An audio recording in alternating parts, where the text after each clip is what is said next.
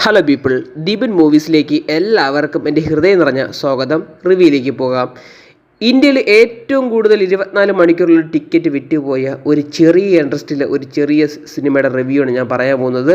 പൃഥ്വിരാജ് സുകുമാരൻ സംവിധാനം ചെയ്ത് മുരളി ഗോപി തിരക്കഥ ഒരുക്കിയ എമ്പുരാൻ സിനിമ ഞാൻ ഇന്നലെ തിയേറ്റർ വഴി കണ്ടായിരുന്നു.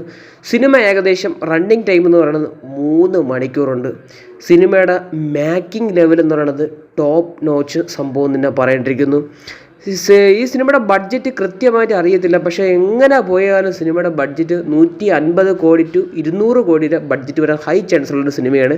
കാരണം ഒരു ഹോളിവുഡ് സിനിമ എങ്ങനെ കാണുന്നോ അതേപോലെയാണ് സിനിമ കണ്ടു തീർത്തത്. കാരണം മേക്കിംഗ് വൈസ് ഒരു കോംപ്രമൈസും വരുത്തിയിട്ടില്ല. പൈസ ഇറക്കിയിട്ടുണ്ടെങ്കിൽ ആ മേക്കിങ്ങിന് വേറെ ലെവലാക്കി വന്നിട്ടുണ്ട്. പക്ഷേ ഈ സിനിമ മേക്കിംഗ് മാത്രം കൊണ്ട് പിടിച്ചു നിർത്തുന്നുണ്ടോ ഒരു പ്രേക്ഷകരെ? ഇല്ല.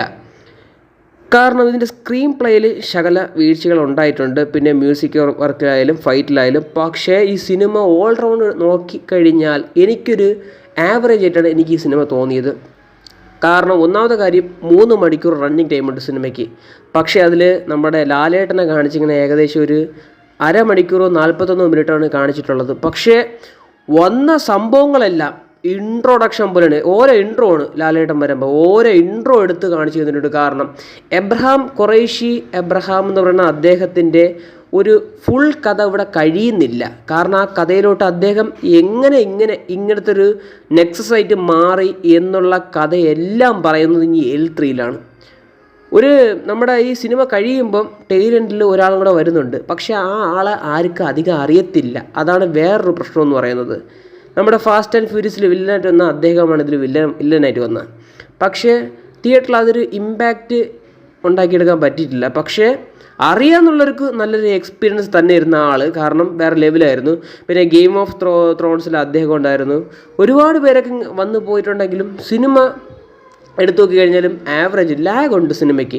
ലാഗ് പറയാനുള്ള കാരണം എന്ന് വെച്ചാൽ വേറെ ഒന്നുമില്ല, ഈ സിനിമയിൽ വേൾഡ് ബിൽഡപ്പ് കാണിക്കുന്നുണ്ട്. കാരണം അത് ഒരുപാട് പേർക്ക് അറിയത്തില്ലെന്ന് തോന്നുന്നു.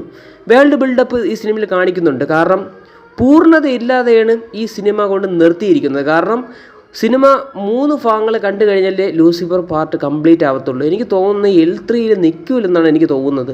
ഒരു L4 L5 വരെ ചാൻസ് ഉണ്ട് ഈ സിനിമയ്ക്ക്, എൻ്റെ അഭിപ്രായം പറയാണ്. കാരണം എനിക്ക് അങ്ങനെയാണ് തോന്നുന്നത്. കാരണം ഈ ഒരു വലിയൊരു ബിൽഡപ്പാണ്. കാരണം ഇത്രയും രാജ്യങ്ങളിൽ ഇത്രയും നെക്സസ് ആയിട്ടുള്ള ഇത്രയും വളർന്ന് ഒരു മാസ് മരനായിട്ടുള്ള ഒരു സാധനമായിട്ടാണ് എബ്രഹാം ഖുറൈഷി കാണിച്ചിരിക്കുന്നത്.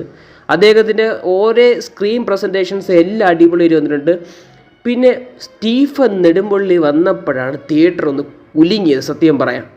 അതുവരെ എന്നിങ്ങനെ ഇരുന്ന് മേക്കിങ്ങിൽ വണ്ടടിച്ചിരുന്ന ആളുകൾ, ലാഗെന്നും പറഞ്ഞ് വണ്ടടിച്ച ആളുകൾ, സ്റ്റീഫൻ നെടുമ്പള്ളി വന്നപ്പോഴാണ് ഒരു ഇൻട്രൊഡക്ഷൻ. ആ കാട്ടിൽ വെച്ചുള്ള ഫൈറ്റ് സീക്വൻസും പാട്ടും വന്നപ്പോൾ ദീപക് ദേവും കൊണ്ട് കൊളുത്തി. ദീപക് ദേവിൻ്റെ പ്രശ്നം എന്ന് പറയുന്നത് അദ്ദേഹം നല്ല പരിശ്രമിച്ചിട്ടുണ്ട് സിനിമയ്ക്ക്.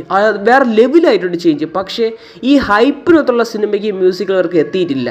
അവിടെ എൻ്റെ ഒരു അഭിപ്രായം പറയാം. കാരണം ഈ ദീപക് ദേവ് മ്യൂസിക് കൈകാര്യം ചെയ്തിട്ട് ബാക്ക്ഗ്രൗണ്ട് സ്കോർ ചെയ്യേണ്ട അദ്ദേഹത്തിൻ്റെ ശിഷ്യനായ സുഷിൻ ശ്യാം വന്നിരുന്നെങ്കിൽ ഇതുകൂടെ നല്ല കയറിപ്പോയ സിനിമ. അതാണ് എൻ്റെ അഭിപ്രായം എന്ന് പറയുന്നത്. കാരണം നമുക്ക് അതിൻ്റെ ഇതൊന്നും വേണ്ട, നമ്മുടെ നാട്ടിലുള്ള ഒരു പയ്യനാണ് സുഷിൻ ശ്യാം. അപ്പം അദ്ദേഹത്തിനെ വെച്ച് ചെയ്തിരുന്നെങ്കിലും ബാക്ക്ഗ്രൗണ്ട് മ്യൂസിക്കൊക്കെ വേറെ ലെവലായേനെ. പക്ഷേ ദീപക് ദേവനെ കൊണ്ട് ചെയ്യാൻ പറ്റുന്ന എല്ലാം ചെയ്തിട്ടുണ്ട്. ചില സമയത്ത് നല്ല ഹൈ ആയിട്ട് പോകുന്നു, ചില സമയത്ത് നല്ല താഴ്ന്നു പോകുന്നുണ്ട്. അങ്ങനത്തെ പോരായ്മകളുണ്ട്. പിന്നെ ആക്ഷൻ സീക്വൻസ് നമ്മളെ സ്റ്റണ്ട് ശിവയ്ക്കും പോരായ്മകൾ ഉണ്ടെങ്കിലും, പക്ഷേ ആ ഫോറസ്റ്റിൽ അടി നല്ല വൃത്തിയുണ്ട്. പക്ഷേ ക്ലൈമാക്സ് ഫൈറ്റൊന്നും അത്ര ഇഷ്ടപ്പെട്ടിട്ടില്ല. പക്ഷേ കൊള്ളാം.